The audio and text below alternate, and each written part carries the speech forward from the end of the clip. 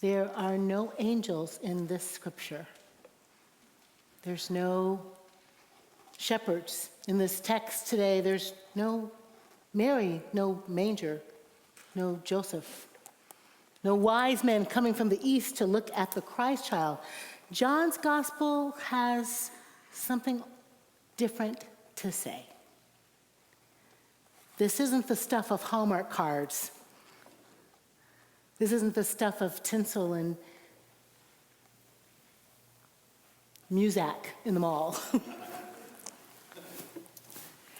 This is a preacher writing to a multicultural bunch of people to let them know from his perspective, for his faith claim,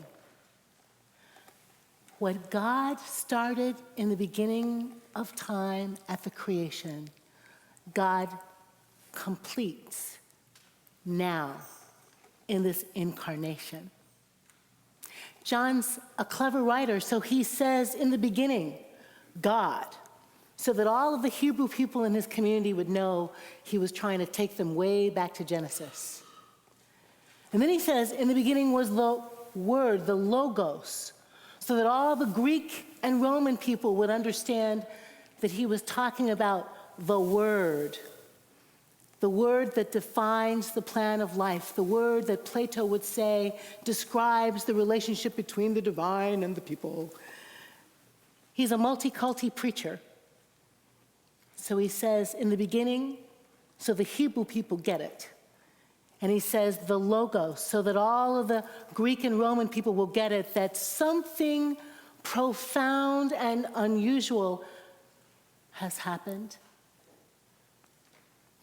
The God of Abraham, Isaac, Jacob, Rachel, Leah, and Sarah, who spoke the creation into being, now that very same Word, that creating Word, puts on sinew and muscle and foot and leg and hand and becomes flesh and takes up residence.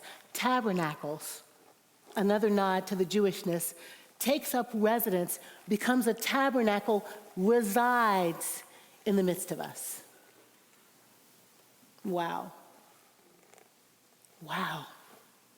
In some ways, it's easier to think about a baby, cute, cuddly baby, mixed race baby. Another sermon for another time, but it's true.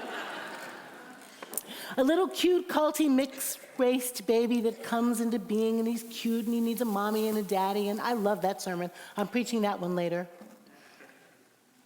But John's saying something to grown-ups about his faith.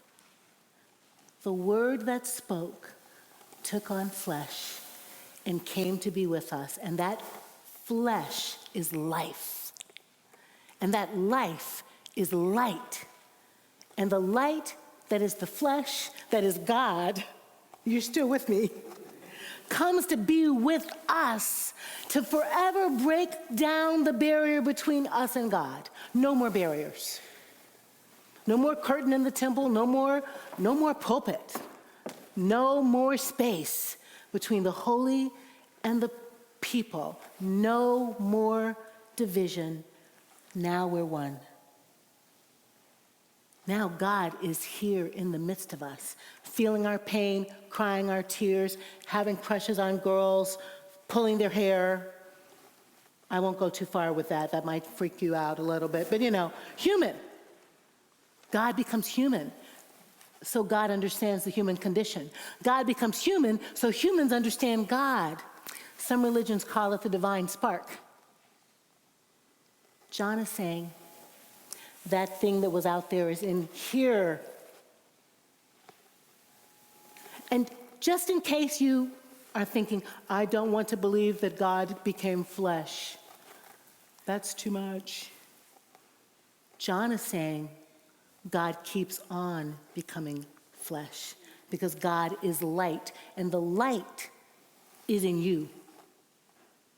The one who took on flesh said it this way: you are the light of the world.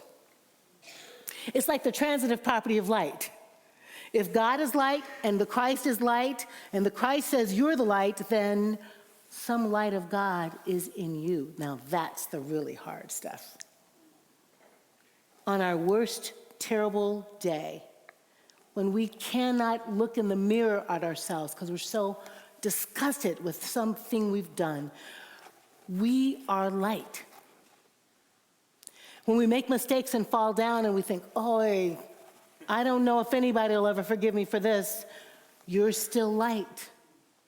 When you are shiny and sparkly and fabulous and really living at your highest potential, you are light.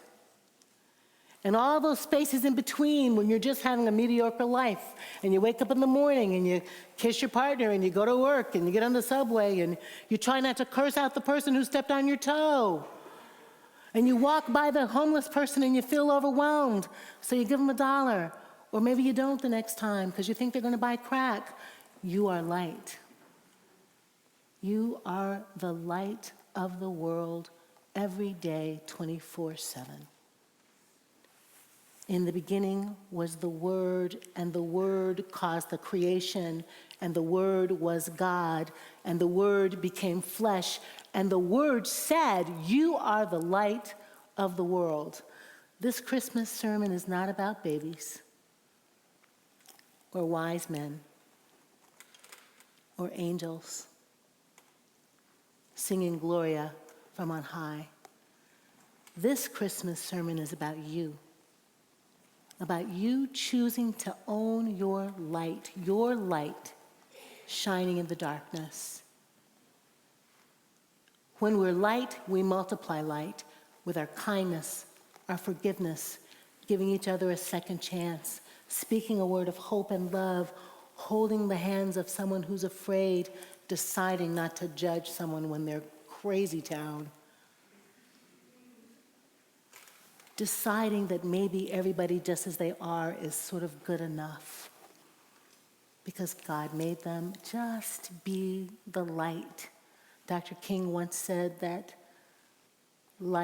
darkness can't drive out the dark, only light can do that. I want you to leave this sanctuary thinking of yourself as light workers. Every day, every moment, with every second, with every breath, with every activity, everything you do or say, think, what would light do right now? How would light act right in here? How will I bear the light?